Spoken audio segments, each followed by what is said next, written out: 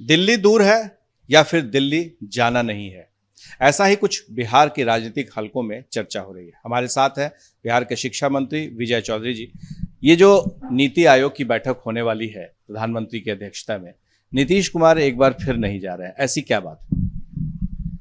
नहीं, वो तो नहीं जा रहे हैं। इसका कारण भी उन्होंने बता दिया है कि वो पूर्ण रूप से स्वस्थ अभी नहीं है। पिछले समय में वो दो दो बार कोरोना ग्रस्त हो गए थे और लंबा समय लगा है उससे निकलने उबरने में। इस परिप्रेक्ष्य में ऐसा तो नहीं है कि नीति आयोग की बैठक में नहीं जा रहे हैं और किसी दूसरे बैठक में वो दिल्ली जा रहे हैं, ऐसी बात तो नहीं है। वो कहीं बाहर नहीं जा रहे हैं, तो स्वाभाविक रूप से जब कहीं बाहर नहीं जा रहे हैं तो वो नीति आयोग के लिए भी नहीं जा पा रहे हैं। इसमें मेरी समझ से बहुत कुछ देखने समझने की जरूरत नहीं है, ये सामान्य घटना है। लेकिन ये कहा जा रहा है कि नीतीश कुमार बड़े दिनों से कोई भी दिल्ली में कार्यक्रम हो रहा है, ये तो केंद्र सरकार की तरफ से कार्यक्रम है नीति आयोग का, जैसे रामनाथ कोविंद जी जो पूर्व राष्ट्रपति थे उनके विदाई समारोह में नहीं गए, राष्ट्रपति द्रौपदी मुर्मू जी के शपथ ग्रहण समारोह में नहीं गए। तो आपको लग रहा है कि ये इत्तेफाक है या फिर कोई और बात है? इतना हम कह सकते हैं कि कोई और बात नहीं है, और जब कोई और बात नहीं है तो बात इत्तेफाक नहीं मानी जाती है। इसलिए कि जहाँ तक कोविंद जी या द्रौपदी मुर्मू जी की बात है, या अभी कल ही उपराष्ट्रपति के रूप में धनखड़ जी का निर्वाचन हुआ है, इन सभी में तो जनता दल यू का बहुत ही जोरदार समर्थन रहा है। द्रौपदी मुर्मू जी के लिए सबसे पहले अलग में हम लोगों ने समर्थन किया, जनता दल यू ने किया। धनखड़ जी का भी नाम जैसे ही बीजेपी ने घोषणा की, सबसे पहले समर्थन व्यक्त करने वालों में हमारे मुख्यमंत्री थे।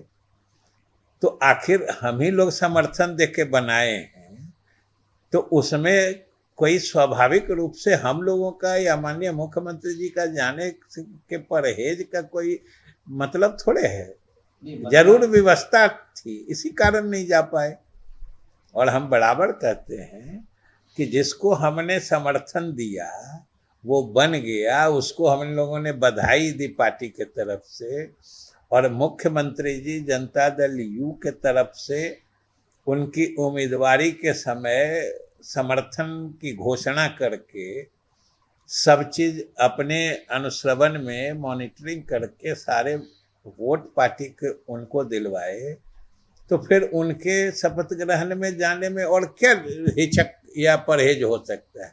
यही तो सवाल है कि बीजेपी और जेडीयू के गठबंधन में सब कुछ ठीक नहीं चल रहा है, और इसके पीछे ये भी वजह मानी जा रही है कि दोनों पार्टियों के बीच में 24 के चुनाव को लेकर और 25 के चुनाव को लेकर कोई सामंजस्य नहीं।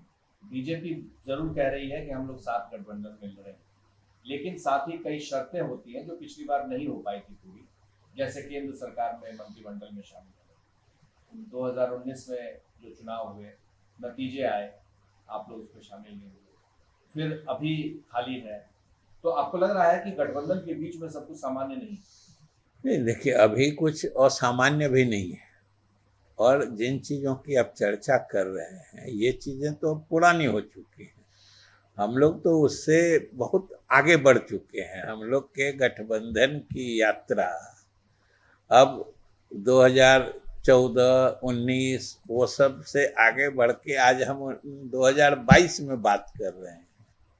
तो गठबंधन की तो एक लंबी यात्रा रही है, और अभी ही जितने भी गठबंधन के तरफ से या गठबंधन के जो उम्मीदवार हुए हैं किसी संवैधानिक पद पर या कहीं संसद में, जहाँ कहीं गठबंधन के या सरकार को जेडीयू के समर्थन की जरूरत हुई है, हम लोगों ने तो दिया ही है। तो इसमें तो अभी कोई दिक्कत है नहीं। सरकार में तो हम लोगों के प्रतिनिधि थे ही, अभी संयोग से वो फिर दोबारा एमपी नहीं बन पाए हैं, इसलिए रिक्ति है। इसके संबंध में फिर दोनों पार्टी बैठेगी। आपको लग रहा है कि सरकार में शामिल नहीं होना जेडीयू का, इससे नुकसान होता है बिहार का? बिहार को नहीं, जो सरकार आपको में शामिल होने में तो सब लोग जानते हैं कि जिस संख्या में जनता दल यू या हमारे नेता चाहते थे, उस संख्या में नहीं हो पाया था। तो जाहिर सी बात है कि हर पार्टी चाहती है कि हमारा प्रतिनिधित्व तो अधिक रहे, अधिक की संख्या में।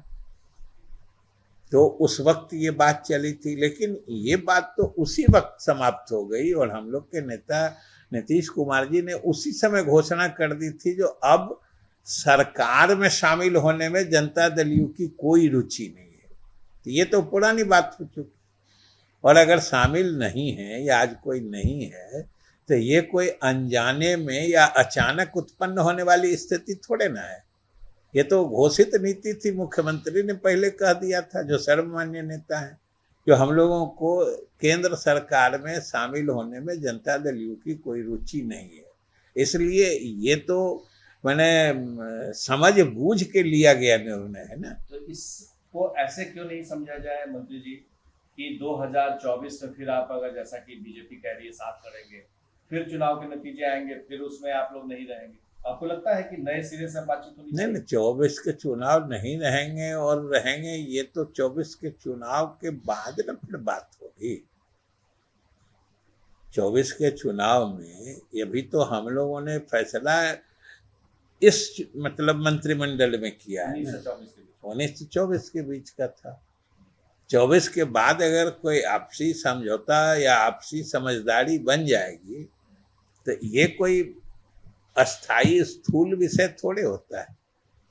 ये तो राजनीतिक विचारधारा हमेशा गतिमान हो रहती है, और कोई निर्णय किसी खास परिस्थिति में लिया जाता है तो उसका प्रभाव या उसका विस्तार की भी एक सीमा होती है। फिर नई परिस्थिति में नए हिसाब से नए निर्णय होते हैं। इसलिए अभी जो केंद्र सरकार में नहीं है हमारा प्रतिनिधित्व, तो ये कोई आकस्मिकी नहीं है, ये कोई अचानक सी होने वाली बात नहीं है, और न कोई इसके ज़्यादा अर्थ निकालने की स्थिति है। ये तो हमारे नेता नीतीश जी की ने घोषणा कब कर दी थी कि जनता दल यू की केंद्र सरकार में शामिल होने में कोई रुचि नहीं है। जब रुचि नहीं है, एक प्रतिनिधि थे, उनका कार्यकाल समाप्त हो गया, तो अब कोई नहीं है। तो सोमवार को मुख्यमंत्री जी सारे सांसदों से मिलने वाले, आपको लग रहा है कि ये कुछ नई दिशा में जा रही बात है? नहीं, सांसदों में से मिलने वाले हैं या क्या है उसकी कोई खास जानकारी हमको नहीं है। और सांसदों से, वो तो सांसदों से विधायकों से मिलते ही रहते हैं, और सांसदों से मिलके कोई खास बात क्या हो सकती है। जो पार्लियामेंट का सत्र है या उसमें जो मुद्दे होंगे, सांसद भी मिलना चाह रहे होंगे, तो सांसद विधायक जब मिलना चाहते हैं मिलते ही। आप तो स्पीकर रहे हुए हैं बिहार में, आपको लग रहा है कि पिछले दिनों जिस तरह से विधानसभा के अंदर में बातें हो रही थी और स्पीकर और मुख्यमंत्री के बीच में जिस तरह की बातें हुई थी, उसको उसके बाद से लगातार स्पीकर और मुख्यमंत्री के बीच में संवाद उस तरह का नहीं रहा, और पिछले सत्र में भी मुख्यमंत्री न के बराबर आए, एक भी भाषण नहीं हुआ, एक बार भी कोई इस तरह से नहीं हुआ। आपको लग रहा है कि कहीं दूरी तो नहीं बनती जा रही? हमारे तरफ से उसमें भी कोई खास बात नहीं है, इसलिए कि वो तो उस समय की बात थी एक मुद्दे पर, और जो मुख्यमंत्री जी ने बातें कही वो कोई अलग से नई या कोई अनियमित बात तो थी नहीं। उन्होंने तो यही कहा कि सदन चलने का एक तरीका होता है, इसकी एक प्रक्रिया है, उसी से चलना चाहिए। जो प्रश्न पूछने या सरकार के जवाब देने की स्थापित परंपरा है, उसका पालन होना चाहिए। और जहां तक आप कम्युनिकेशन दोनों के बीच में गैप की बात करते हैं, उसके बाद से तो विधानसभा में प्रधानमंत्री आए हैं और उसमें अध्यक्ष महोदय ने सीधे तौर पर कहा कि इस कार्यक्रम के रूपरेखा या उसका रोड मैप तैयार करने से लेके अंतिम दिन तक माननीय मुख्यमंत्री जी ने सहयोग दिया है इस कार्यक्रम के लिए, प्रधानमंत्री के कार्यक्रम के लिए। इसके लिए विधानसभा अध्यक्ष ने खुले तौर पर आभार प्रकट किया। की बात कर रहा हूँ, मैं जानता हूँ आपका प्रेजेंस ऑफ माइंड काफी अच्छा है और बात पढ़ता भी है और बातों का घुमाने में भी विस्तार है, लेकिन सवाल सत्र के अंदर का। तो उसके बाद सदन के पिछली बार जो तो पिछली बार जो सदन चला, आपके समझ से मुख्यमंत्री का भाषण किस समय मैंने होना था? उन्होंने कहा नहीं, किस समय होना था? ऐसा कई बार हुआ है। जो छोटा सत्र में कभी ऐसा हुआ ही नहीं है जब छोटा सत्र होता है तो बराबर ऐसा होता है, क्योंकि मुख्यमंत्री के बोलने की मैंने जो कहते हैं मुख्यमंत्री के बोलने का निर्धारित समय या जिसको कहिए मौलिक समय, ओरिजिनल टाइम जो कहते हैं, वो होता है महामहिम राज्यपाल के अभिभाषण पर। वो जब साल का पहला सेशन होता है उसमें महामहिम अभिभाषण देते हैं।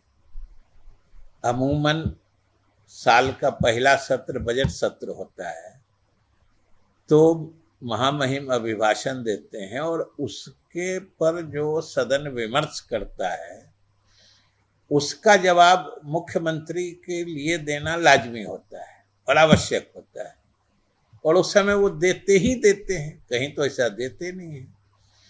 इस बार भी कभी सदन में कहीं हस्तक्षेप करने की नौबत आती है तो करते ही हैं, और अगर उनके हस्तक्षेप करने की नौबत नहीं आई या उनके अलग से कुछ कहने की नौबत नहीं आई तो समझिए कि सदन सरकार के जो मंत्री भी जवाब दे रहे थे या जो बात कह रहे थे उससे सदन संतुष्ट था।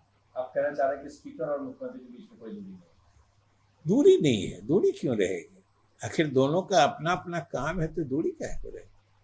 अभी एक सवाल उठ रहा है कि इस बीच में ये देखा जा रहा है कि मुख्यमंत्री नीतीश कुमार या जेडीयू और आरजेडी दोनों काफी करीब आ रहे हैं। आपको लग रहा है कि भविष्य में कोई संभावना है इसकी? कहाँ करीब आ रहे हैं वो तो हमको नहीं दिख रहा है। कहाँ करीब आ रहे हैं? हम लोग तो देख रहे हैं कि एनडीए के मतलब बीजेपी के जो लीडर आते हैं उन्होंने कहा कि हम लोग साथ रहेंगे, और जब भी आए अभी ही जब भी चाहे नड्डा साहब आए हैं, मुख्यमंत्री से मुलाकात हुई है,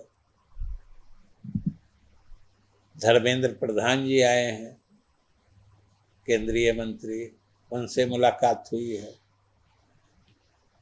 होम मिनिस्टर, गृह मंत्री जो सरकार या अभी नंबर 2 माने जाते हैं, श्री अमित शाह जी, वो आए थे। जब किसी कार्यक्रम में जा रहे थे तो मुख्यमंत्री तो हवाई अड्डा जाकर, मैं भी साथ में गया था, हम लोग उनकी अगवानी या उनको सम्मान देने के लिए मुख्यमंत्री हवाई अड्डे तक गए थे।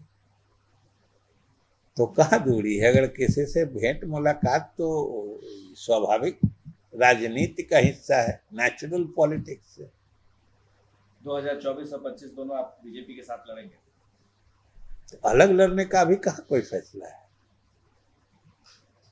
अलग होने का तो अभी कोई बात नहीं है। सब कुछ ठीक है बीजेपी के लिए? गड़बड़ कुछ नहीं है।